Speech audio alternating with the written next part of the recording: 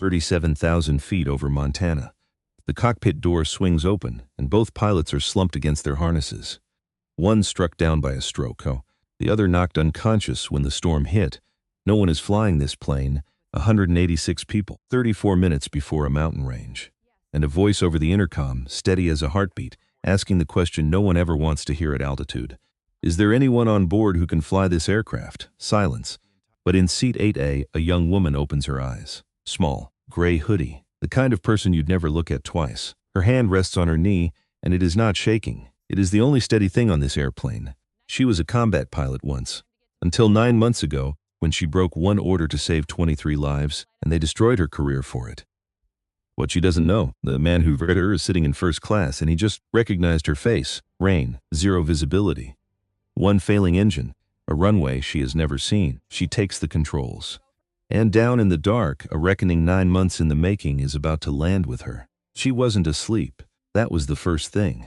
She had her eyes closed and her head tilted toward the window, and her breathing slow and measured like someone who had spent years training themselves to look peaceful in uncomfortable situations. But she wasn't asleep. She hadn't slept properly in 9 months. She had gotten very good at pretending. Her name was Reese Calloway. 27 years old, 5'3" in boots, 131 pounds when she remembered to eat, which lately she often didn't. She had dark hair she kept pulled back without thinking about it. The way you keep doing things your body memorized before your brain had a chance to object. She had eyes the color of a winter sky over the Pacific. Gray-blue, very still. The kind of eyes that made people feel slightly uneasy without knowing why. She did not look like someone who could save you. That was always the point. The email was still open on her phone, screen dimmed to save battery because she'd stopped paying for the good charging cables 3 months ago. She had read it 4 times already. She didn't need to read it again. Thank you for your application to Meridian Air. After careful review, we regret to inform you that we are unable to move forward at this time. This decision is related to background clearance requirements, currently outside our control, viral clearance requirements. That was what they called it. Every single one of them. 5 companies in 9 months. 5 politely worded emails with 5 different ways of saying the exact same thing. We know what happened, and we want nothing to do with you.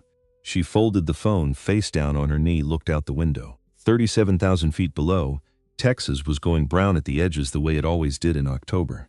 That particular dried out amber and rust she used to see from much higher up, through a heads-up display. While she was calculating wind shear and attack vectors and fuel burn rates with the automatic part of her brain, while the rest of her was simply flying.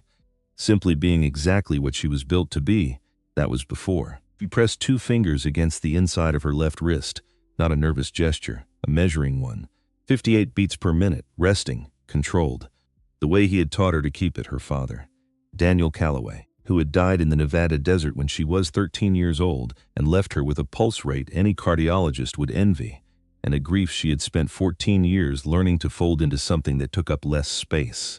The right hand rested on her knee, palm down. Thumb and index finger touching in a small circle. Monitoring. Always monitoring. She didn't know what she was going to do when she got to Portland. Studio apartment. Month-to-month lease. Landlord who'd started leaving notes because she never answered when he called. $412 in her checking account.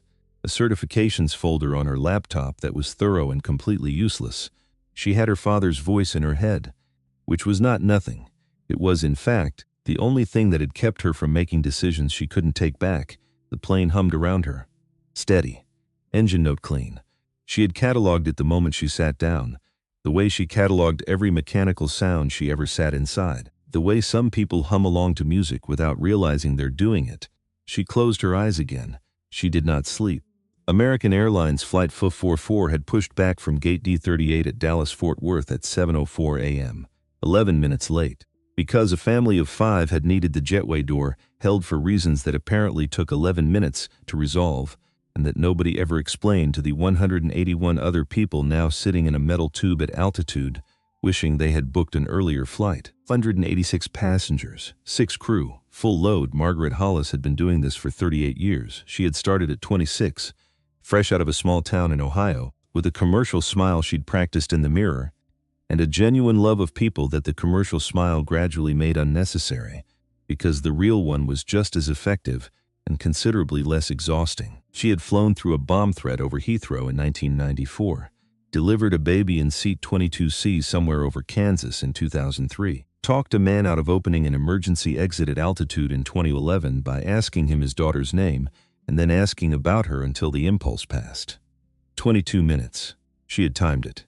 She had done a lot of things in 38 years. This was her last flight, not last of the week, last of everything she had put in the paperwork in August. Effective date, October 14th. Tomorrow she would be 65 years old. Tonight she would be home in time for dinner with her sister who was flying in from Cincinnati and had promised to make the green bean casserole that Margaret's late husband Kevin had always requested for special occasions. Kevin, Petty Officer First Class Kevin Hollis, U.S. Navy Gulf War veteran, the quietest brave man she had ever known, gone 11 years now.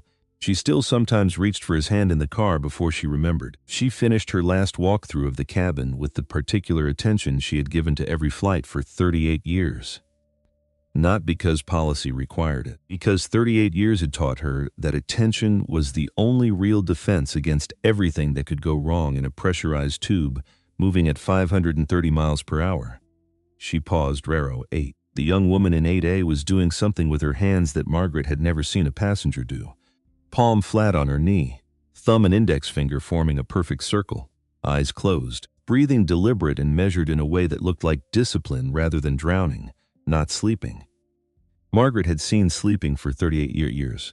This was something else. She noted the posture, noted the stillness, noted the way the woman's shoulders had arranged themselves, loose but not slack, ready but not tense. Kevin had sat like that sometimes, when he was home but not quite home, when whatever he'd left over there was still using up bandwidth in the back of his mind. She moved on. In row 9, the man in the B seat was reading Aviation Week, 70-something. Compact, deliberate, quietly alert quality of someone who had spent decades paying attention to things that mattered. He caught her eye as she passed and gave a small nod. She nodded back. She completed her walkthrough. She did not know yet that this was the last ordinary moment of her 38th year in aviation. She did not know that in approximately 2 hours and 7 minutes, she would be doing the most important thing she had ever done in her life, and that it would not involve flying at all. Started without warning. That was the thing about real emergencies. They didn't build. They didn't give you a moment to prepare. 1 second everything was normal, and the next second it wasn't, and the distance between those two states was a single heartbeat you would spend the rest of your life trying to measure. 7:44 a.m., 2 hours and 7 minutes into the flight. Somewhere over the eastern edge of Montana, where the plains flatten toward the horizon in every direction and the sky is so big it feels like a mistake, Captain Roy Eckhart was 61 years old. He had been flying commercial for 29 of those years. 2 months from retirement, wife in Phoenix, grandchild on the way. A man with excellent reasons to see next week. He said, "Laura," and then his right hand came off the control column. First Officer Laura Fenwick registered it immediately. 31 years old, 3 years on commercial, 4,000 hours total time. She had been monitoring the weather front moving in from the Pacific, a dense wall of low pressure pushing ahead of schedule, and adjusting their routing mentally for the past 20 minutes, the way good pilots do things before they have to. She turned. She saw his face, left side, drooping. Way the left side of a face drops when the blood supply to one specific part of the brain goes from something to nothing in seconds. Stroke. She grabbed the intercom. Flight attendant to the cockpit immediately. Medical emergency. Then the turbulence hit. It didn't announce itself. The weather system had a shear layer sharper than the forecast suggested, coming up from below with a force that had no patience for timing. The aircraft pitched, not catastrophically. Hard enough that everything not strapped down became a projectile for approximately 4 seconds. Turbulence snapped Laura forward and left. Her head caught the side window frame with a sound that was wrong in every way a sound can be wrong. She slumped sideways in the harness. The shoulder straps kept her in the seat. Her hands slid away from the controls in the specific boneless way of a person who is no longer present. The autopilot was still engaged. The aircraft stabilized for 40 seconds. There was no one flying Flight 1544. Then the door opened and Margaret Hollis stepped into the cockpit, bruise forming on her left shoulder from the galley wall. She didn't notice it yet. The first thing she did was assess. Eckhart, not responsive. Fenwick, not responsive. Autopilot light, green. She had been trained for medical emergencies. She had not been trained for this. She keyed the intercom. Ladies and gentlemen, this is your lead flight attendant speaking. Steady. 38 years of steady. We are experiencing a medical situation in the flight deck. The aircraft is stable. Please remain seated with your seatbelts fastened. One breath. Controlled.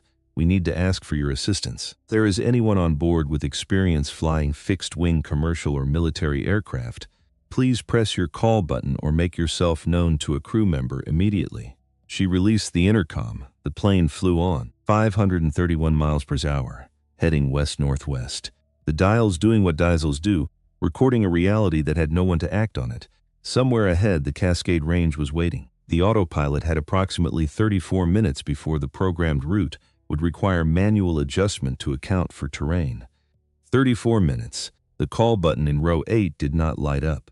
Reese heard every word. The voice on the intercom had been calm, professionally calm, the specific brand of calm that trained people use when they are one layer above panic and working very hard to stay there. She knew that brand of calm. She had used it herself. She knew exactly what it meant. And she knew before the message finished, before Margaret Hollis had released the intercom key, that she could do this, that she was, in fact, the only person on this aircraft who could point 1,400 hours in an FC-18E Super Hornet. Carrier qualified. She had arrested onto a carrier deck in the Pacific at 150 knots in the dark. She had flown through conditions that would put most pilots in a cold sweat just reading the weather brief. The Boeing 737 was different, heavier, slower, civilian avionics. A different philosophy about what the pilot should do versus what the automation should do. But the fundamentals were the fundamentals, lift and drag and thrust and gravity. Planes doesn't renegotiate. She had also done the 737 systems course, thought the full type rating, condensed, online. 3 months ago, because she had run out of applications to submit and needed something to do with her hands and her mind at 2 a.m. She could do this. She did not move, her thumb pressed against her index finger. 61 beats per minute. Slight uptick from baseline. She noted it without judgment. If she stood up, her name went into a report. Her name in a report meant someone running her clearance. Her clearance was currently flagged. A red asterisk in a federal database that said pending investigation in the particular language investigators use when they haven't found anything wrong, but haven't cleared anything either. And her name in the news, because this would be in the news, there was no version of this that wasn't, meant every door she'd been pushing against for 9 months would permanently close, not cracked shut. Not stiff-hinged, permanently, legally, finally closed. She thought about the Portland apartment. The landlord's notes. $412. She thought about 5 rejection emails that all said the same thing. She thought about going home to nothing. And she thought about 34 minutes and a mountain range and 186 people who had gotten on this plane this morning with plans for tomorrow. She did not move. Then the man in 9B leaned forward, not aggressively, quietly. The way a man leans forward when he has something to say and only one person needs to hear it. You know how to fly this plane. Statement, not question. Because it wasn't a question, she didn't answer. Did structural analysis and systems testing for Boeing for 34 years, he said. Same quiet register. I've been in 3,000 cockpit evaluations. The way you've been sitting since we pushed back, the way your hands are placed, the way you've been listening to the engine note. I've only ever seen people sit like that in one context. Silence. I'm not going to tell anyone, he said. That's not what I'm offering. What I'm offering is this. I know every system on this aircraft down to the rivets. I can read the checklists. I can talk to maintenance on the ground. And I can tell you that autopilot is going to need a human hand on the yoke before we hit the Cascades. She still didn't answer. How much time? She said finally, flat. The specific absence of emotion that is not the absence of feeling. It is the containment of it. 30 minutes. Maybe 32. She looked at her phone. The rejected email still on the screen. She turned it over. She thought about Portland. $412. 5 companies in 9 months. She thought about the particular wording, background clearance requirements, and the sound it made inside her head every time she read it. Then she thought about her father. Summer. 2009. She was 12 years old, and the ground was so hot she could feel it through the soles of her sneakers. And her father was standing beside a Cessna 172 he had borrowed from a friend at the base, explaining something she already knew. Weight and balance first, he said. Always. Before anything else. Before you even think about the engine. I know, Dad. Tell me, she sighed. The The way 12-year-olds sigh when asked to repeat things they already know. Sigh carrying a small amount of affection it would be mortifying to admit. Center of gravity has to be within the envelope, or the aircraft is unflyable regardless of airspeed. Good. He walked around the nose of the plane, running one hand along the leading edge. He did this every time. She had watched him do it since she was small enough to need to be lifted to see it. What's the first thing you do when something goes wrong? You don't panic. Before that, she thought about it. You already know the answer, he said. Your hands already know the answer. Your job's just to get your brain out of the way. Lieutenant Commander Daniel Calloway, United States Navy. 41 years old that summer. Hands like weather. Rough and certain and entirely comfortable with whatever they were asked to do. Quiet kind of authority that didn't announce itself. The kind that comes from being genuinely competent at difficult things for a long time. He had taught her to shoot when she was 9. Not because he wanted her to shoot things. Because he wanted her to know how to be still under pressure. How to slow her breathing. How to let the world narrow to a single point of focus without losing awareness of everything around it. He had taught her to read maps before she could read novels. He had taught her, at 12, to fly. And when he put her in the left seat of that Cessna on a burning July morning in Nevada, and she took the controls for the first time, plane lifted off the dirt strip and climbed into a sky that was so blue it hurt. He said something she had carried in her chest every day since. Skill isn't something you keep, Reese. It's something you owe. She had asked him what he meant. Someday, someone is going to need the exact thing you know how to do, and you won't be able to pretend you don't know how to do it. He died the following year, October 2010. Naz Fallon, Nevada. A training accident. The official report classified it as pilot error in the maintenance of situational awareness during a low-altitude systems evaluation exercise. She had read that report 47 times. She had never believed a word of it, not one word. Because her father did not make those errors. Because her father's hands knew the answers before his brain had to ask. But she was 13, and then she was 20, and then she was a naval aviator who understood exactly how the system worked, and exactly how quietly it could make inconvenient truths disappear. She pressed her thumb against her index finger. 58 beats per minute. She stood up. Margaret Hollis was standing at the forward galley when she heard the soft footfall behind her. She turned the woman from 8A. Standing very still in the aisle. Gray hoodie, no bag, no phone, no prop of any kind, just herself. Hands at her sides, eyes steady. She looked like a graduate student. She looked like someone's daughter home for the weekend. She did not look like someone who was about to offer to save 186 lives. Margaret had been wrong about people before, not often. But before, I can help, the woman said. No preamble, no softening. But before I go in there, I need you to hear me, not process me. Hear me all right. My name is Reese Calloway. I'm a former naval aviator, FC-18E carrier qualified, 1,400 hours in tactical aircraft. I don't have a type rating on the 737. I've done the systems course condensed online 3 months ago. I understand the avionics. I understand the procedures. I can get this plane on the ground, one breath. The man in 9B is a retired Boeing structural engineer. He's coming with me. He'll read checklists and run communications with maintenance on the ground. Margaret looked at her. She was looking for something specific. Kevin had told her once, sitting at the kitchen table the night before he deployed, his coffee going cold, that the most dangerous person in any room was the one nobody was watching. Not because they were malicious, because they were capable. And capable people, Kevin said, have a quality in the eyes. Like they've already run the scenario and they're just waiting for everyone else to catch up. She looked at Reese Calloway's eyes. There it was. How many hours? Margaret asked. 1,432. Combat qualified. Carrier qualified age? 27. Margaret glanced at the cockpit door.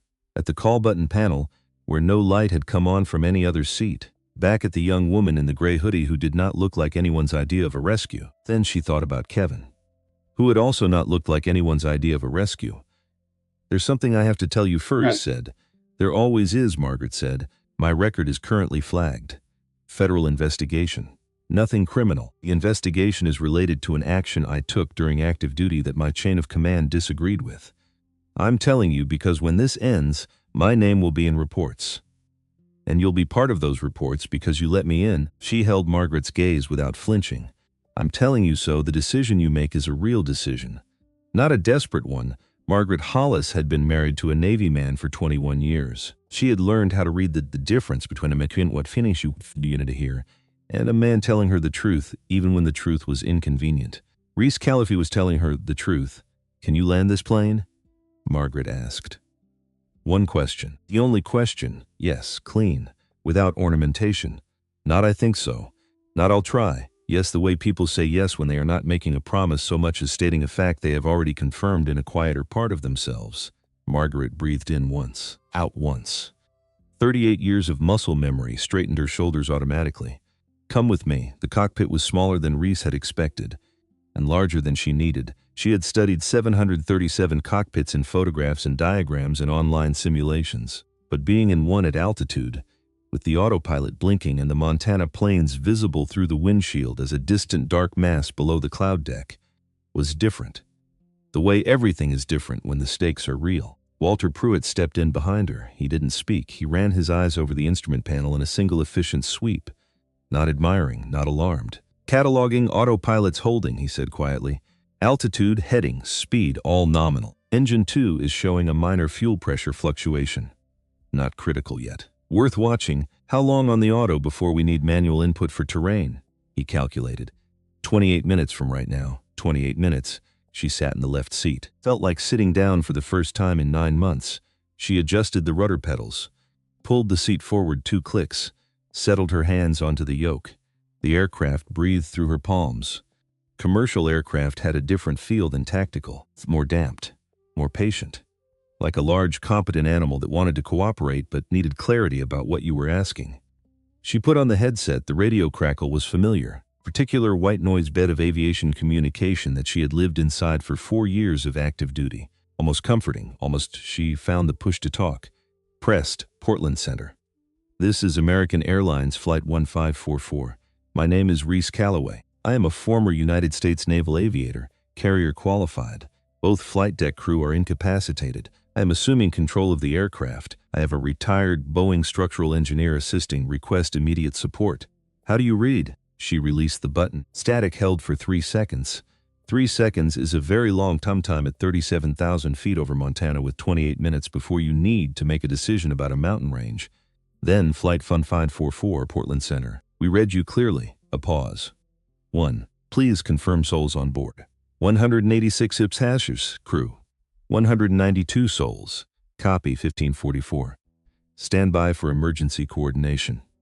"You are not alone up there," she exhaled just once, just enough. Walter was already pulling the quick reference handbook from the seat pocket, opening it to the incapacitation procedures. Reading glasses appearing from his breast pocket, with the automatic efficiency of a man who had consulted technical documents under pressure for decades. "Start with the basics," she said. "Already there," he said. Behind her, through the closed cockpit door, she could hear the low murmur of 186 people who had no idea yet what was happening 3 rows ahead of them. She could hear Margaret's voice somewhere in the middle of it, steady and certain, the way it had been when Margaret said, "Come with me."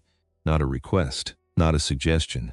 A statement of direction from someone who had decided. She thought about her father. Someday, someone is going to need the exact thing you know how to do. She adjusted her grip on the yoke. "Okay," she said, to Walter, to Portland Center, to the aircraft beneath her hands, which was a large and patient thing that wanted to cooperate.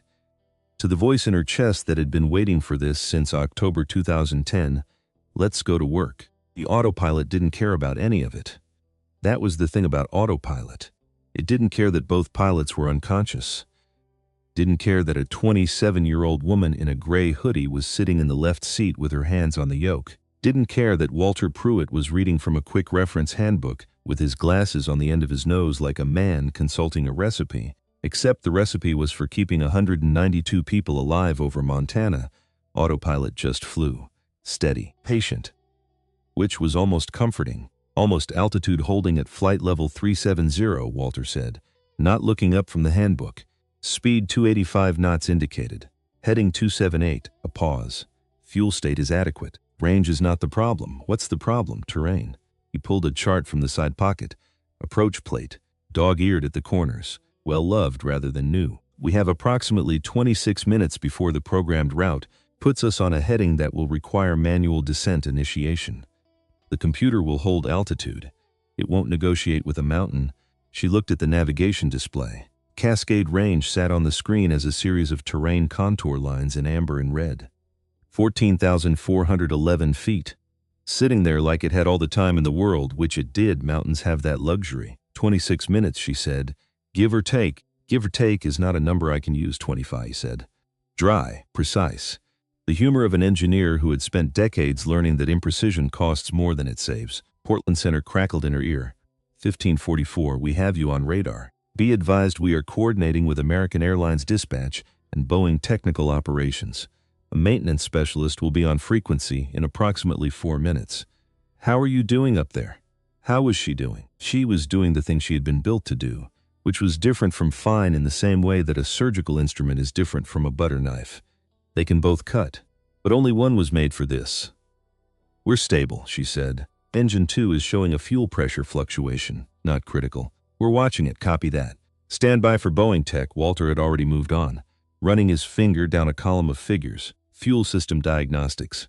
Engine 2 parameters. Focused patience of a man who had done this kind of analysis 10,000 times. Pressure fluctuation is probably a sensor, he said. Not the pump. Not the feed line. Sensor, probably. 90% probably. What's the 10%? He looked up, over his glasses. The look of a man selecting words carefully. The 10% is something we manage when it becomes the 10%. Until then, we focus on the 25 minutes, she nodded. Outside the windshield, the sky was the deep blue of high altitude, specific shade that exists above the weather, above the cloud layers, above everything ordinary. She had lived in that shade of blue for 4 years. She had missed it in a way that felt physical, like missing a limb. Phantom ache of something that was still supposed to be there. She adjusted the yoke slightly, feeling the aircraft, getting its measure, heavy, deliberate, forgiving, not like the Hornet, which was a precision instrument that punished inattention immediately and completely. The 737 was patient. It would tell you when it was unhappy and give you time to respond. She could work with patient. Talk to me about the ILS at Portland, she said. Walter turned pages. L is the primary, ILS Category 1. Decision height 600 feet, a pause. Weather at Portland is currently showing ceiling 800 overcast. Visibility 2 to 3 miles in rain. Wind 190 at 17, gusting to 24, crosswind component, a beat. He did the math in his head. 34 years of doing math in his head, approximately 12 knots. Within limits, good, and it was good. 12 knots of crosswind in a 737 was nothing. She had landed a Hornet on a pitching carrier deck in seas that made 12 knots look like a gentle suggestion. She could do this, she was going to do this. And somewhere in the back of her mind, in the quiet place, she kept the things she couldn't address yet. A different calculation was running. Something was wrong about this flight. Something beyond the medical emergency, beyond the autopilot, beyond the weather. She didn't know yet what it was, but she could feel it. The way you feel something watching you before you see it.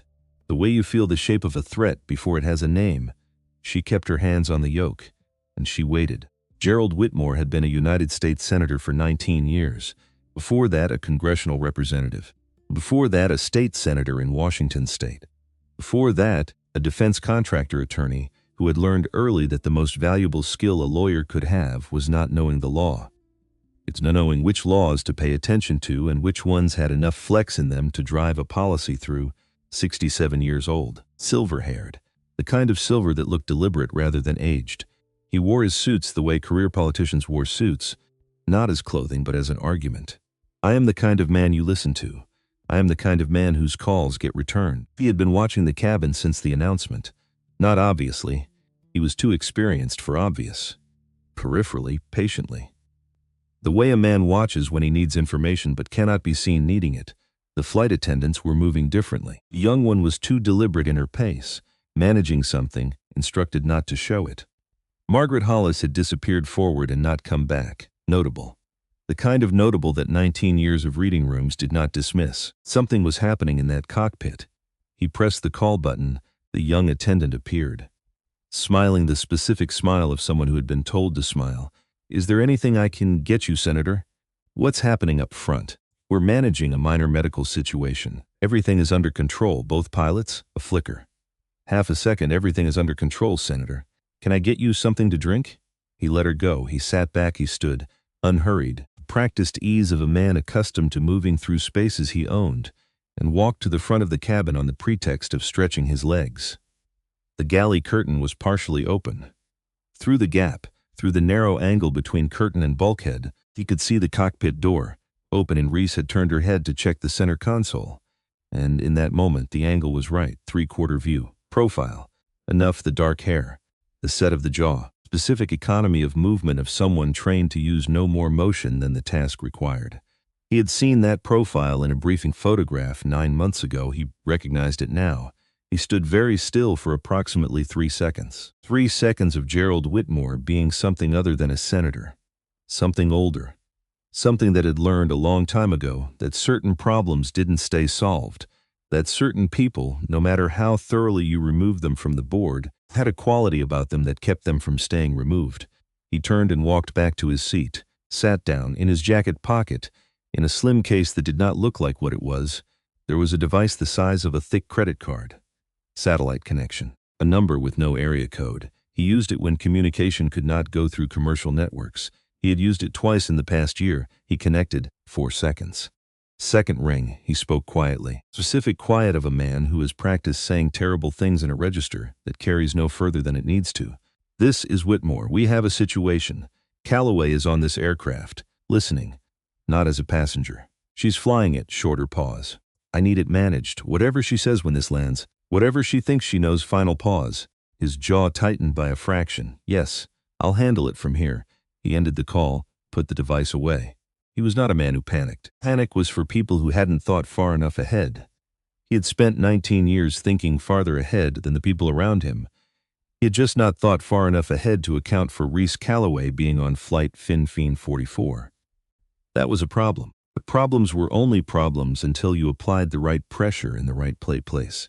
He would apply the pressure he always had. 1544, this is Colonel Harrison Cross, U.S. Navy, assigned as liaison to FAA emergency operations. I'm on frequency. Reese's hands went still on the yoke, not shaking, not loose. Still. Stillness of a person who has just heard a voice they did not expect and needed 1 full second to process what that meant. Walter looked at her sideways. Said nothing. Copy, Colonel, she said. Even. Measured. This is 1544. Reese, his voice had changed. Not the official register anymore. The other one. The voice she remembered from the phone call 9 months ago that had lasted 4 minutes and 20 seconds and ended with her being told to return her base access card. I know it's you. I have you on the coordination net. I'm a little busy, sir, I know. We'll talk about the approach in a minute. First, I need you to know something, Colonel. It's about the ship. She stopped. The ship. 9 months. 94 days of rejection emails in Portland rain and a landlord who left notes because she never answered. And all of it, every single day of it, led back to one night over the Pacific and a decision she had made in approximately 8 seconds that she had never once regretted. Theodore Roosevelt, Carrier Air Wing 17. October of last year, started overwater patrol. 2 ship, night. Kind of mission that looks unremarkable on paper because nothing is supposed to happen and usually nothing does. Except the signal, emergency frequency. 243 point. From a position not on any registered maritime chart. A vessel in distress. She had heard the transmissions. People in danger. Real danger, not mechanical. Someone was hurting them. She had broken formation. That was the technical violation. She had broken formation without authorization because authorization would have taken 3 minutes, and 3 minutes was the difference between arriving and being too late. She had descended. Found the vessel. Civilian craft. Running dark. Moving wrong. Too slow. Too low in the water. People on the deck. She had keyed her radio immediately. Reported position. Squed's Coast Guard response. Maintain station. Circling, marking, holding position like a lighthouse holds a reef for 22 minutes until the cutter arrived. 23 people alive. She had returned to the carrier expecting a debrief. She had received a letter of censure instead. Then a suspension. Then a meeting with a man in civilian clothes who asked her a series of questions about what she had seen on the deck of that vessel, and who seemed, she had noted this, specifically interested in whether she had recognized any of the people. She hadn't. Not at the time. She had since thought about it differently. The ship, she said now. Flat. Into the headset. The people on it were witnesses, Cross said. Scheduled to testify before a Senate subcommittee. Defense procurement. A series of contracts worth. Stopped. It's a big number, Reese. How big? $2.3 billion. Spread over 6 years. Equipment contracts. Maintenance contracts. A pause that had weight in it. Some of the maintenance involved naval air assets. She heard that. Naval air assets, maintenance contracts, Nanas Fallon, Nevada. 10 The order, she said. The do not engage order. Who issued it? Silence. The particular silence of someone choosing between a difficult truth and a convenient pause came through proper channels. Cross said. Looked standard. The paperwork was correct. The authorization signatures were correct. Another pause. The signatures traced back to a Senate committee, specifically to the senior member of the Defense Procurement Subcommittee, who signed it, Colonel? A breath. Whitmore, Cross said. Senator Gerald Whitmore. She looked straight ahead of the windshield, that blue. Same blue she had always loved and always would love regardless of what happened in it or because of it. He's on this plane, she said. The silence that followed lasted 4 seconds. In aviation, an eternity, I know, Cross said. We found out 30 minutes ago when the passenger manifest was pulled for emergency coordination. A pause. Reese. Nothing about what I just told you changes what you need to do in the next 20 minutes. You land that aircraft. Everything else comes after. I know that, do you?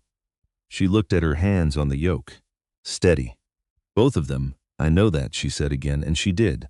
Because she was her father's daughter. Because Daniel Calloway had taught her that the mission in front of you was always the mission, not the one behind you. Not the one you wished you were flying, the one you were on. Right now, with these hands, this aircraft, these 192 people, what else, she said. We're building the picture on Whitmore.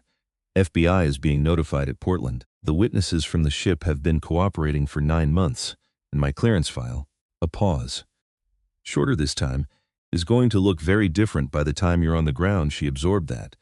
Did not celebrate it. Did not allow herself the luxury of feeling what it might mean until she had earned the right to feel it, which meant landing this aircraft first. Talk me through the descent profile, she said. We have 19 minutes before I need to initiate. Back to work, because the mountain was still there, and it still didn't care about any of the rest of it. In the forward cabin, Margaret Hollis was fighting a different war. No instruments, no autopilot, no handbook to consult. Just 186 people in various stages of fear and confusion, and the particular anxiety that comes from being told everything is fine when the evidence suggests otherwise. It had started with the turbulence, which, yes, had been sharp. The kind of jolt that sends coffee onto laps and overhead bins open. The aircraft had stabilized. The announcement had been calm and professional. That should have been enough. It never was. Excuse me. He had been waiting in the aisle for 60 seconds. Enough time for a certain kind of person to decide the rules didn't apply to him specifically. 50-something. Business casual. The expression of a man accustomed to receiving answers on demand. I'd like to speak to the pilot. The pilots are managing the aircraft, Margaret said. Please return to your seat, I heard the announcement. You said medical situation. Is the pilot incapacitated? Are we? The aircraft is stable and being managed by qualified personnel. Please, to your seat. He returned to his seat. Then the voice from row 14. Not loud, deliberately not loud, the specific volume that carries without appearing to project. I heard someone in the galley say both pilots are out. 3 rows of people who had been managing their anxiety privately suddenly had something to share it with. She moved towards the voice before it could get louder. Because that was how it worked. Volume was contagious. So was calm, if you got there fast enough. What I said, she announced, not loud, but with the particular resonance of 38 years of cabin authority, is that we are managing a medical situation with our flight crew. The aircraft is stable. We have experienced personnel at the controls and we are in active communication with air traffic control. Who's flying the plane? Someone called from the back. Someone who knows how, she said it simply. Without elaboration, because elaboration invites questions and questions invite more questions, and that spiral, once started, was hard to stop. 3 more passes of the cabin. The young mother in row 17, on the edge of tears. A glass of water and the specific gentle certainty of a woman who had seen worse and knew that worse was survivable. 2 men wanting to move to the exit rows because they wanted to be ready, which was not logical, but fear rarely was. Then the man from row 19 stood up large. Drinking since Dallas. She had clocked it during boarding, the slightly too careful movements of someone who started early. A Bloody Mary in the seatback pocket, not quite finished. I want to talk to whoever's flying this plane, he announced. To the cabin generally. To no one specifically. Margaret materialized in front of him, which startled him. Because he hadn't seen her move. 5'4", 138 pounds. 64 years old with a bruised shoulder and 38 years of having this exact conversation in variations she could run in her sleep. "Sir," she said, "you need to sit down. I need to know whose." "The woman flying this plane," Margaret said. She heard herself say it. Woman. She hadn't planned that. It came out because this was true, and because this particular moment felt like one that deserved the specific form of truth it required. "The woman flying this plane has more hours in a military cockpit than you have spent doing anything useful in the entirety of your adult life. She has the aircraft, she has the controls, and she does not need you standing in this aisle." The man blinked. "Sit down," she said, "please." He sat down. Around her, the sound of the cabin changed slightly. Not calm, not exactly, but different. The way sound changes when people have been given something to hold on to instead of just being told to hold on. She thought about Reese Calloway. 27 years old in a gray hoodie, sitting in the left seat with her hands on the yoke and her pulse slower than anyone's had a right to be in these circumstances. She thought about Kevin. She walked back to the galley. She had work to do. He waited until Margaret was in the back of the cabin, calculated. Patient. The way Gerald Whitmore had always operated, watching the board, finding the gap, moving through it with the minimum visible effort. The most effective moves were the ones that looked like something else. A conversation that looked like concern. An inquiry that looked like courtesy. He approached the young flight attendant at the forward galley.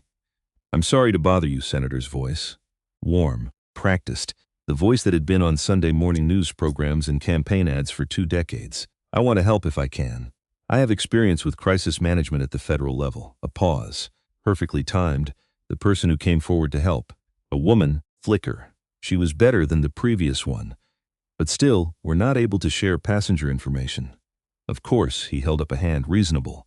Understanding. I only ask because I'm aware of an active federal investigation involving a former Navy pilot, a young woman, and if that person is currently in your cockpit, I think your airline's operations center should be aware of the full context." A pause. The pause of a man reluctantly sharing something he'd prefer to keep to himself. "I say this purely out of concern. For the passengers. For your airline's liability." She looked at him. He looked back with the open expression of a man who has nothing to hide. She excused herself.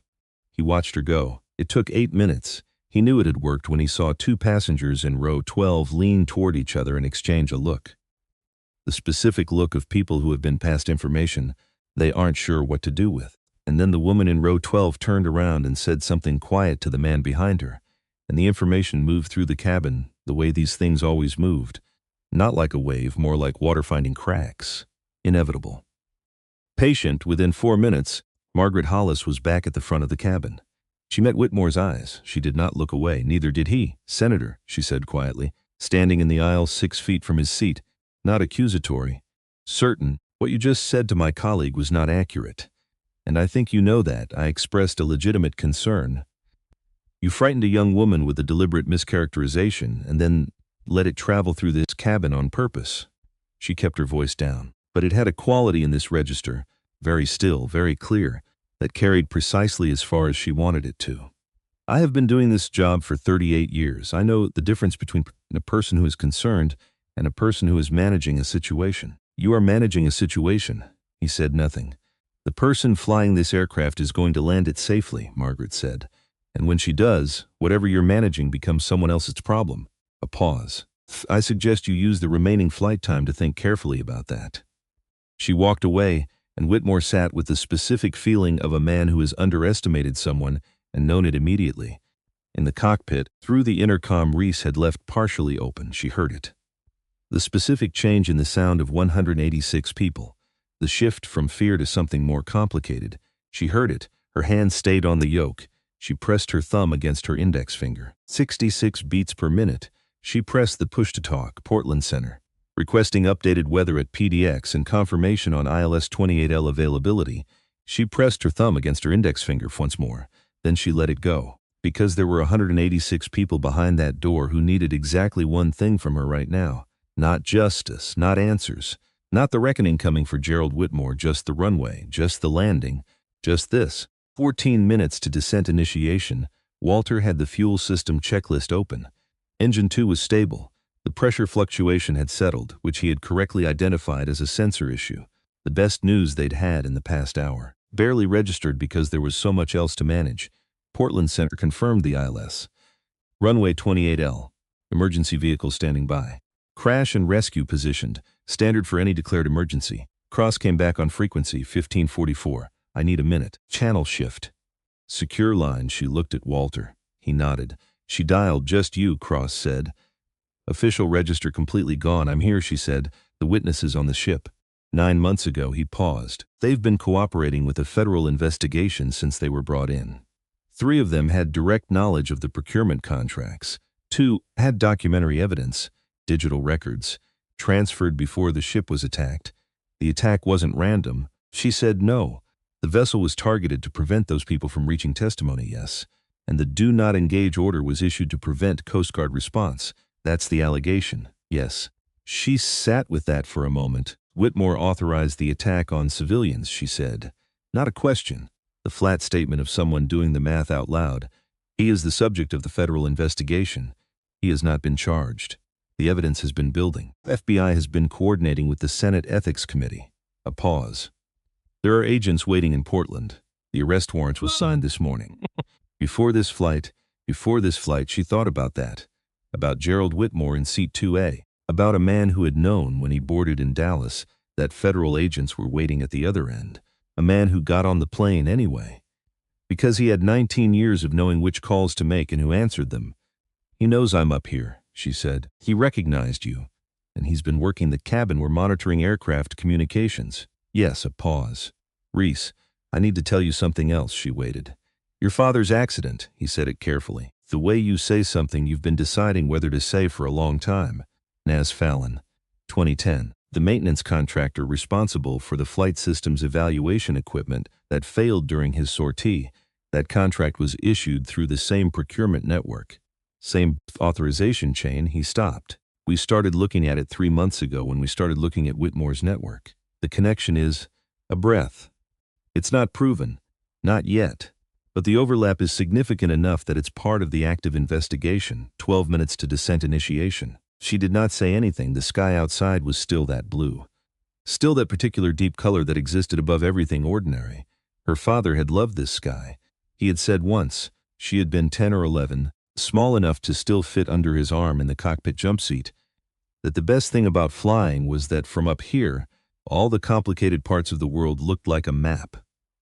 Like something you could understand if you got the right altitude on it. She understood it now from this altitude. All of it. What's my status, she said. Her voice completely level. My clearance, my record, your reinstatement paperwork is being processed as we speak. Effective today. Retroactive to your suspension date. A pause. You were never wrong. The action you took over the Pacific, you should have gotten a commendation. What you got was a cover story. And I signed off on it. He stopped. I'm sorry. That's not adequate. But I'm saying it because the alternative is saying nothing, and I've already done that for 9 months and it was wrong. She absorbed that. Did not respond to it. Not right now. Not with 11 minutes on the clock. What do I do when I land? She asked. You land the aircraft. You exit the cockpit. The rest is handled. The people on the ship, the witnesses, safe, cooperating. 3 of them are testifying in 3 weeks. A pause. Because of you. 9 months ago.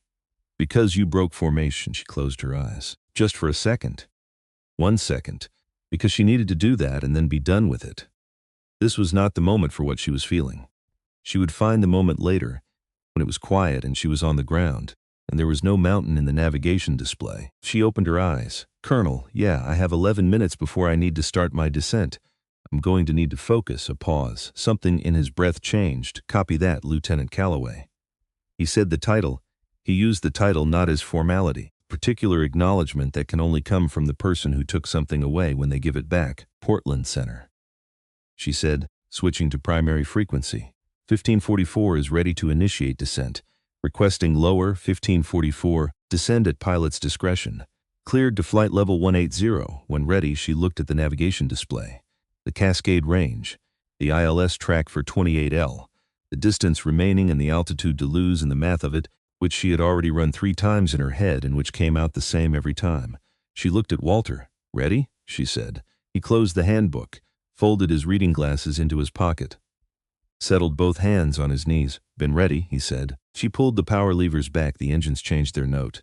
Lower, the shift sheath meant the aircraft was beginning to give altitude back to the earth.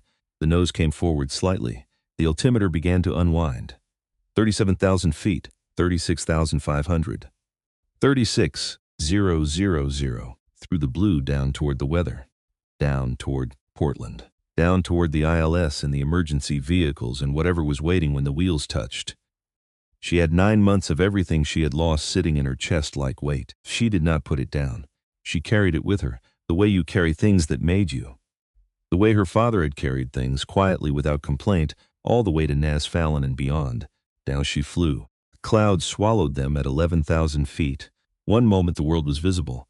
The dark mass of the Cascades behind them, the Columbia River a silver thread in the distance, the lights of Portland beginning to organize themselves into a grid below the weather. And then the clouds came up over the windshield like a curtain, and there was nothing gray. Uniform. Absolute just instruments, which was fine. Which was exactly fine. Because instrument flight was not flying blind. It was flying with a different set of eyes, the altimeter, the attitude indicator. The ILS needles, one horizontal, one vertical, guiding her down a precise invisible path to a runway she had never seen. In an aircraft she had been flying for approximately 90 minutes. She had arrested onto a carrier deck in the Pacific at 150 knots in the dark. She kept telling herself that it kept being true. 8,000 feet, Walter said. Calm, specific calm of a man who has been reading numbers aloud in stressful situations for 3 decades, speed 240 knots, rate of descent 1,500 feet per minute. Gear is still up, gear, she said. She reached for the gear handle. 3 green lights down and locked, gear down, 3 green, Walter confirmed, flaps 15 handle. Selection. The aircraft shifted. Slight heaviness, a change in the sound outside as the flap surfaces moved and the aerodynamics adjusted. She felt it through the yoke. The aircraft telling her what it was doing, she listened. Flaps 15 confirmed, Portland Center in her ear, 1544. You are 22 miles from the threshold. Intercept the localizer heading 280. Send and maintain 3,000, heading 280, descending to 3,000, 1544. She turned. The 737 did not like aggressive inputs at this phase and she gave it none. She flew it the way her father had taught her to fly everything, with requests rather than commands. With the understanding that the machine was a partner, not a tool. 6,000 feet, the ILS localizer needle began to center. She was on the beam. 5,000, Walter said. Engine 2 still stable. No further anomalies. A pause. Almost imperceptible. You're doing well, she didn't answer, not because she was being cold, because she needed every processing thread pointed at the instruments in front of her, the localizer needle, the glide slope needle, the airspeed, the altitude, the rate of descent, the crosswind correction, 12 knots from the left, slight right crab to keep the track straight, which she had calculated and was maintaining without having to think about it because that part of her brain had been trained to do it automatically. The other part of her brain was doing something else, being quiet, which was new, which was something she had not been able to manage in 9 months, that particular quiet. The kind that comes not from the absence of things to think about, but from the presence of something so immediate and necessary that everything else simply has to wait. She had missed this. She had not understood until this moment how much, not the danger, she had never been someone who needed danger, but the clarity, the absolute narrowing of everything to the thing in front of you. 4,000 feet, the glide slope needle dropped from the top of its scale, below the glide path. 1 dot. She added 100 feet per minute to the descent rate. The needle came back toward center. Glide slope captured, Walter said. Flaps 30, more weight, more drag. The aircraft slowing, settling, becoming what it needed to be for landing, committed, deliberate, configured. 3,000 feet, Portland Center, 1544, contact Portland Tower on 118.7. Good luck, she switched frequencies. The new voice was different, closer, more immediate. Voice of someone standing at a window watching a radar screen with emergency vehicles visible on the tarmac outside. 1544 Portland Tower. You are cleared to land, runway 28L. Wind 190 at 18, gusting 22. Runway lights full intensity. Emergency equipment is standing by. You have the field, 2,000 feet. The cloud deck thinning. But thinning. That change in light quality that meant the ground was close. Checklist, she said. Walter was already reading. Landing checklist. The litany of it. The ritual. The same ritual every pilot on every aircraft goes through at every landing on every runway. Because rituals are not superstition. They are memory made external. which is a form of intelligence that does not depend on the individual. She answered each item, and she flew 1,500 feet. Approach stabilized, Walter said. Speed 142 knots. Rate of descent 700. On glide path. On localizer, a pause. Everything's where it should be, she nodded once. And then the cloud broke, not gradually, not gently. The way clouds break over airports near water, suddenly, completely. One moment gray nothing, and the next moment the world, laid out below her in the rain and the dark like a diagram of itself.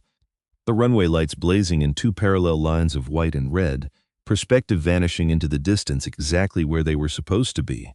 The runway .28 left. She had it. Runway in sight, she said into the radio.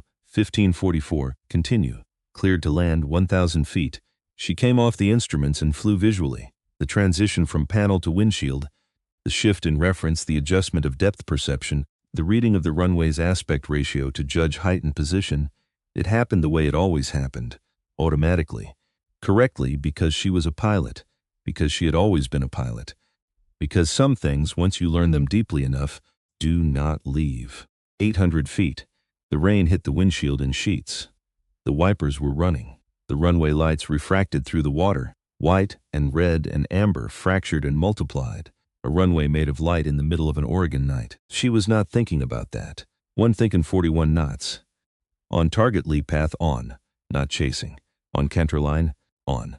Small right crab 12 degrees holding the track. Rate of descent 680 feet per minute. Within stable approach criteria. Stabilized. She was going to make this. 500, Walter said. His voice was different at 500 feet. The engineer's voice, measured, informational, had acquired something underneath it. Not fear, not anxiety. Something quieter. The sound of a man watching something he did not expect to see, understanding with the particular intelligence of someone who had spent his life with aircraft that he was witnessing something worth noting. She kept flying. 300. The ground was coming up. The runway lights no longer receding into the distance, but rising, spreading, surrounding her peripheral vision in the specific way of an approach that is going right. The threshold markings. The touchdown zone. He pulled the thrust levers back, almost. Not all the way. A reduction, not an elimination. 200. The runway lights below the windshield now. The transition happening, the shift from approach to landing, from controlled descent to controlled arrival. Flare point approaching now. She pulled back on the yoke, gentle. A request, not a demand. The nose came up. The rate of descent decreased. The main gear reached for the runway contact, not a crash. Not a jolt, the specific, authoritative thud of rubber meeting concrete at the right speed and the right angle. Both main bogies simultaneously. She felt it come up through the airframe, through the seat, through her hands on the yoke. She pressed the yoke forward, kept the nose up for 2 seconds, 3, letting the aerodynamic braking work. Then the nose gear came down. She pulled the thrust reversers. The sound changed completely. The reverser buckets deployed, redirecting engine thrust forward, and the noise was enormous. The particular roaring thunder of reverse thrust that you never quite get used to, regardless of how many times you've done it. She pressed the brake pedals, smoothly, progressively, not slamming, measured pressure increasing with measured confidence as the speed decreased. 0.1 knots, 130, 110, the runway lights streaming past on both sides. Rain, the reverser sound, the feel of the brakes through the pedals. 99 knots, 70, 50. She stowed the reversers. Brakes only now, the aircraft slowing. Slowing. 0.30 knots, walking speed. She steered onto the taxiway. Brought the aircraft to a stop, set the parking brake, cut the engines. The sound that had surrounded her for 2 hours, engine noise, cockpit noise, constant white noise bed of a pressurized aircraft in flight, went quiet, not silent, but quiet. She sat. 2 seconds. From behind the cockpit door she heard it begin. Muffled through the composite bulkhead. One pair of hands, then another. Then another. Sound multiplying the way it does when people who have been holding something release it all at once. The particular sound of 186 people letting go. Applause. She had never flown a mission that ended in applause. He stared straight ahead through the windshield at the taxiway lights, the back of her left hand. The vein. She pressed her thumb to it. 56 beats per minute. Lower than when she'd started, which was the body knowing something the mind was still catching up to. The specific physiology of someone who has spent everything they had and landed on the other side. The cockpit door opened. Margaret Hollis stood there. She had said she wasn't going to cry. Not to anyone. To herself, in the particular way you say things to yourself when you know they probably aren't true. She was 64 years old, 38 in this job. Shai did not cry at work. She was crying, not dramatically, not the way people cry in movies. The quiet kind, the kind that doesn't ask permission. 2 lines on her face that she didn't bother to wipe away because wiping them away would have required acknowledging them, and she wasn't quite ready to do that yet. She didn't say anything. She didn't need to. Reese looked at her, and something in Reese's face, the controlled, contained quality that had been its resting state for the entire flight, shifted, not breaking, not dissolving, shifting the way a very old, very heavy door shifts when you finally find the right key. She looked back at the windshield. Walter Pruitt, sitting in the jump seat, did not cry. He was an engineer. He had different ways of marking the significance of things. He took off his reading glasses, folded them carefully into his breast pocket, and placed both hands flat on his knees. He nodded once. Slow, deliberate, the highest possible score from the only judge who had spent 34 years knowing exactly what it meant to keep an aircraft in the air. Reese tipped her head forward, just a fraction, just enough. The jetway connected with a sound like punctuation, something thumped. And the beginning, Margaret opened the forward cabin door. The smell of Oregon rain came in, cold and clean, carrying the specific quality of outside air you only fully appreciate after you've been sealed in a pressurized tube, wondering if you'd be sealed in one forever. Emergency vehicles were visible through the windows. Fire trucks, ambulances, cluster of dark sedans, the specific kind that belong to people who need to be places without being noticed. Captain Eckhart was first off. Stretcher, oxygen mask, the careful movements of medics who understood what they were dealing with. First Officer Fenwick walked off under her own power with assistance, already better than it could have been. Passengers began to deplane, some of them passing the open cockpit door, looked in, just looked, some said things. Thank you. Oh my God. Some just looked at the gray hoodie and the dark hair and the very young face, and did the same calculation Walter had done 2 hours ago in row 9B, and arrived at the same slightly stunned conclusion. She let them look, still sitting in the left seat. She would get up when the aircraft was empty. That felt correct. That felt like the right order of things. Then Margaret appeared at the cockpit door again. 2 FBI agents on the jetway. They want to come aboard. Tell them they can come aboard when the passengers are clear. I already told them that. Good. A pause. They agreed, Margaret said, and in the way she said it lived an entire paragraph of satisfaction. Reese almost smiled. Almost. The last passenger, an elderly gentleman from row 3180-something, philosophically unbothered by the experience, or at least presenting himself that way, stopped at the cockpit door. Young lady, he said. Sir, I flew B-52s Korea. Then the Cold War patrols. 12 years total. She looked at him. You did good, he said. And he walked off the aircraft. She sat with that for a moment, then she stood. Tapped the instrument panel once with 2 fingers. The gesture she had always made leaving a cockpit, the pilot's equivalent of thank you, and walked out. The 2 FBI agents were on the jetway. Suits. Patient, the organized patience of people who have been waiting for a specific moment for a long time and have arrived at it and are not going to rush it now. Calloway, the first one, said, We appreciate what you did today, thank you. Is he still on the aircraft?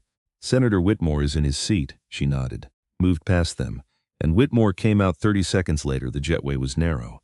2 people, no way to avoid each other, no way to pretend the encounter was anything other than what it was.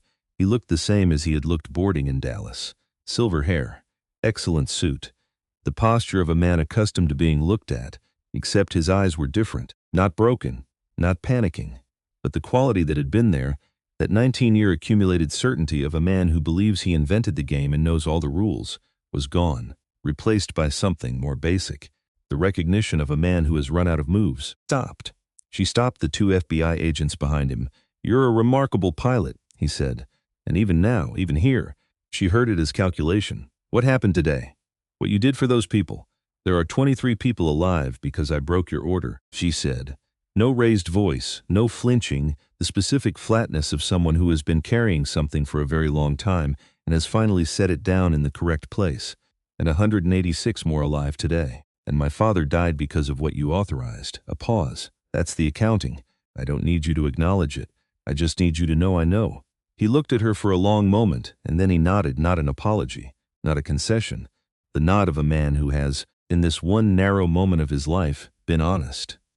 About what he knew, about what he had done. Then he walked past her, She stood in the jetway and listened to his footsteps going ahead of her, accompanied by the footsteps of the two agents, growing quieter until they were part of the general noise of Portland International receiving the end of Flight Fun 544.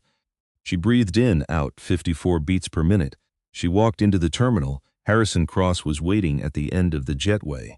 In person, Navy dress uniform. The bearing of someone who had spent decades standing in rooms where decisions were made and living with the ones he'd made wrong. He looked older than she'd imagined, or maybe she'd never tried to imagine him. He had been a voice on a phone and a name at the bottom of a letter. Here he was in 3 dimensions waiting. She stopped in front of him. He extended his hand. "I'm sorry, Reese." He said it before anything else. "I know that's insufficient. I know the specific insufficiency of it. I'm saying it anyway because the alternative is saying nothing, and I've already done that for 9 months and it was wrong." She took his hand, shook it. "Brief." "Once, the file," she said. "My father's accident." He reached inside his uniform jacket and produced a folder. Not thick, not dramatic, just a folder. The kind that contains the specific, quiet devastation of things that happened to real people and were written down in official language that does not capture the reality of what they were. "The investigation is ongoing," he said. "We can't give you conclusions yet, but the preliminary findings are significant. The maintenance contractor, the overlap with Whitmore's network, the specific equipment failure in your father's aircraft." He paused. "The finding of pilot error is being reviewed, formally, with the expectation that it will be reversed." She held the folder. Did not open it, not here. Not in the middle of an airport with fluorescent lights and gate announcements and the smell of coffee and luggage wheels on tile. "This deserved better than that. And me?" She said. He reached into the other side of his jacket. A single sheet, official letterhead. The specific language of military reinstatement, dense and formal, and beneath that, meaning something very clear, her rank, her record, her clearance. Reinstated. Effective today. Retroactive to the date of suspension. She read it once. She was good at reading documents quickly. "The Navy wants you back," Cross said. "Not as a convenience. There are people who understand what you are and what you did and who consider it a serious problem that you've been out of a cockpit for 9 months. She looked up from the letter. "What am I?" she said. He held her gaze. "The kind of pilot we can't manufacture," said. "The kind that comes from something we don't have a training program for." She folded the letter, put it in her pocket, put her hand over it for a moment, the gesture of someone confirming that something real is there, that it won't disappear.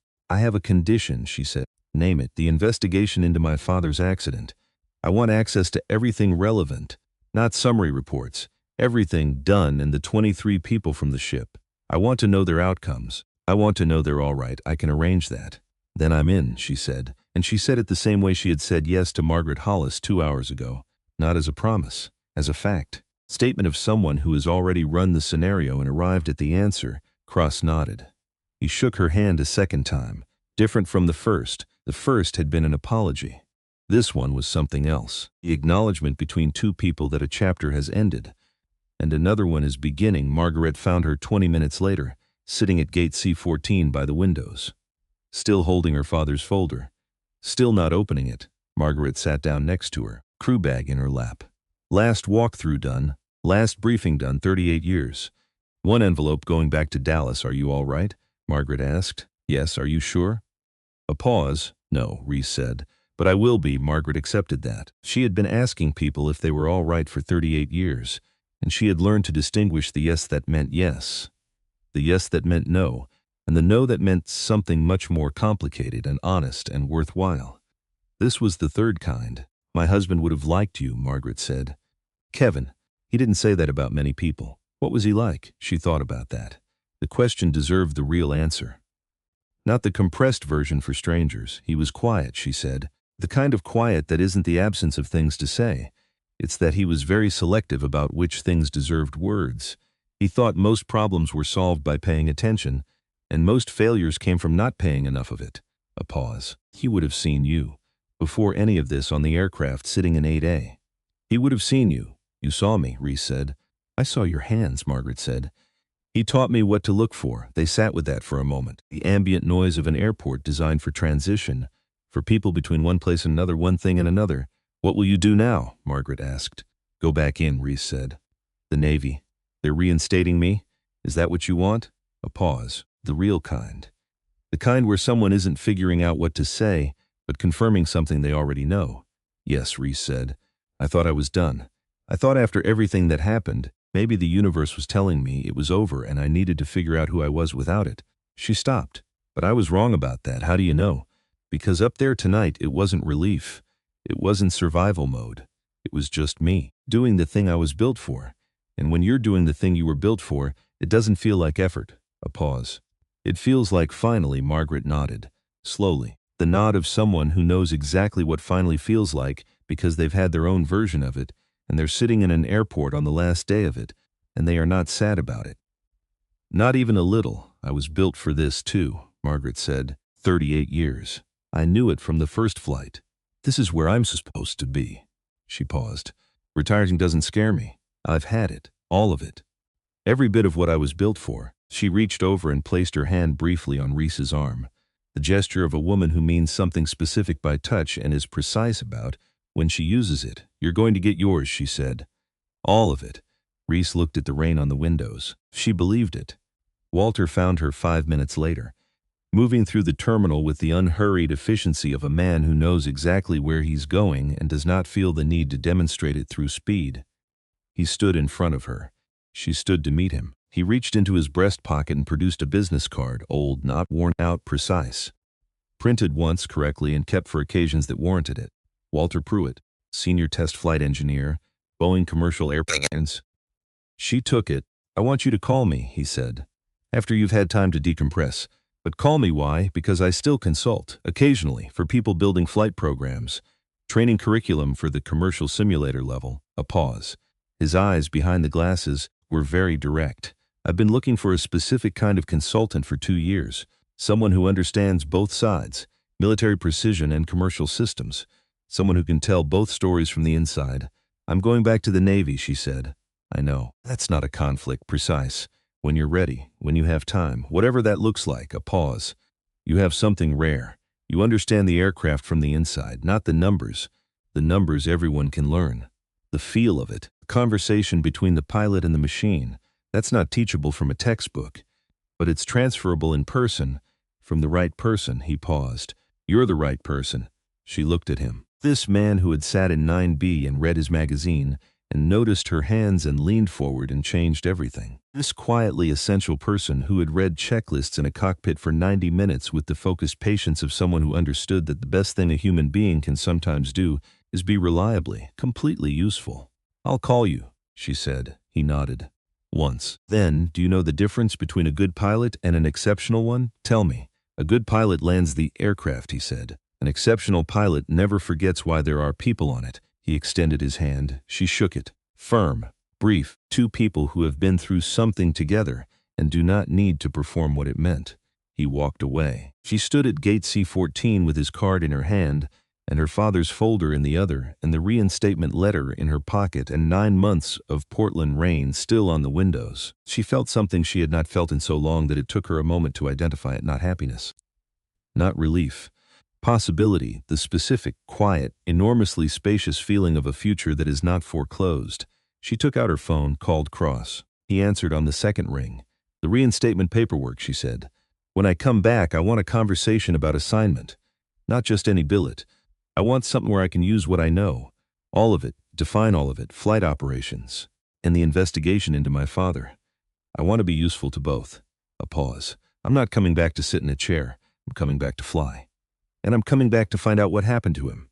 Those aren't two separate things. A pause on his end. I can make that happen, he said. It will take some navigation. I've done harder approaches than this today, she said. He almost laughed. She heard it.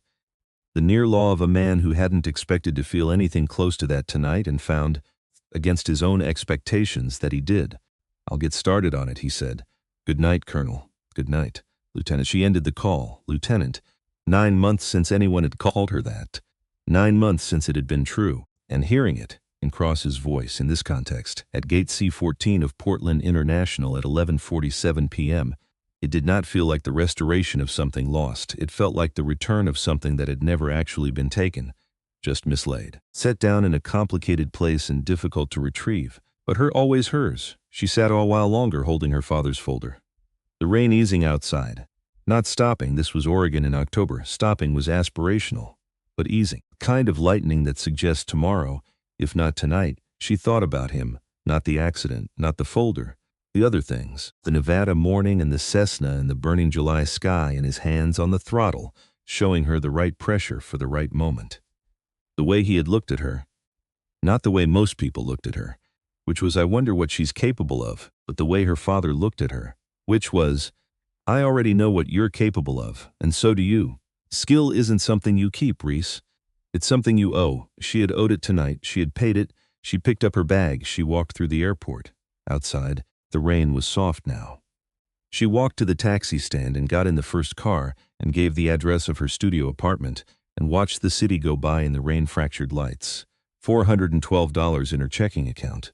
That would need to change. But not tonight. Tonight she had something worth more than that.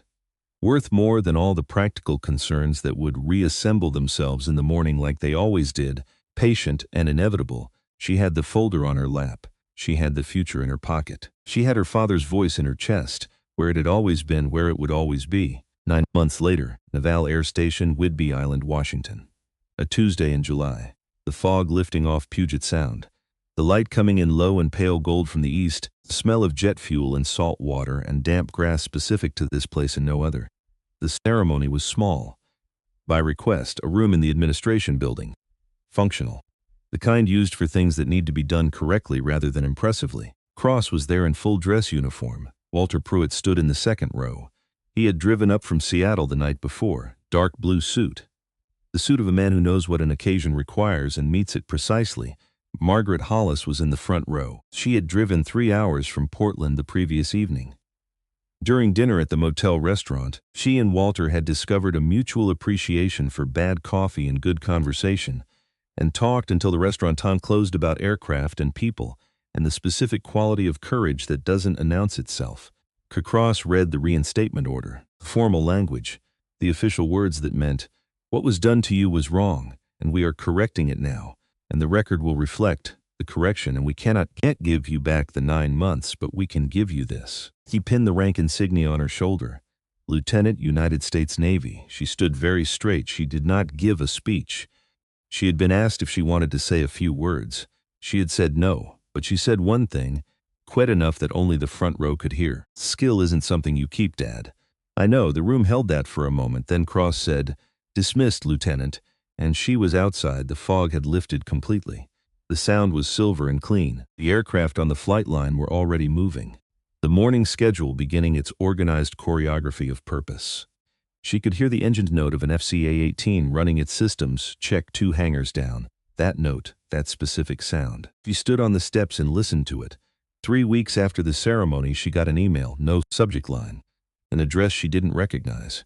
Just a list of names, 23 of them, and beside each name, a single word, testified. All 23. She read the list twice, sat with it, then forwarded it to Margaret, who called her 20 minutes later and said nothing for full seconds and then said, good, which was the right word, which was the only word. Margaret appeared beside her on the steps, having come out from the building a moment after. They stood together looking at the sound. He would have liked today, Reese said. Her father. She didn't need to specify. Yes, Margaret said. I think he would have. Walter came out behind them, 3 of them in a line on the steps of a building on an island in the Pacific Northwest. Watching the morning come in, nobody needed to say anything else. The engine note from the hangar rose. The sound of thrust had run up, clean and full and absolutely certain of itself. Reese closed her eyes, breathed in, opened them. She was going to fly this afternoon. For the first time in 9 months and 3 days, she was going to be at altitude with her hands on the controls and the Pacific below her. She was going to fly, and she was going to be exactly what she had always been, exactly what Daniel Calloway had known she was, on a burning July morning in Nevada, when he had handed her the controls of a borrowed Cessna and watched her lift off a dirt strip and climb into a sky that was so blue it hurt.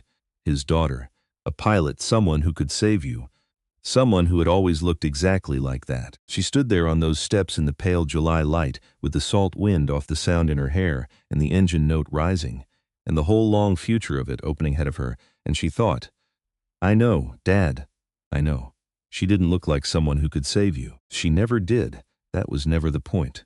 The point was that when the moment came, when the captain was down and the mountain was close, and the rain was waiting, and 192 people needed the exact thing she knew how to do. She was there. She had always been there, waiting like all the best things wait, quietly. Ready.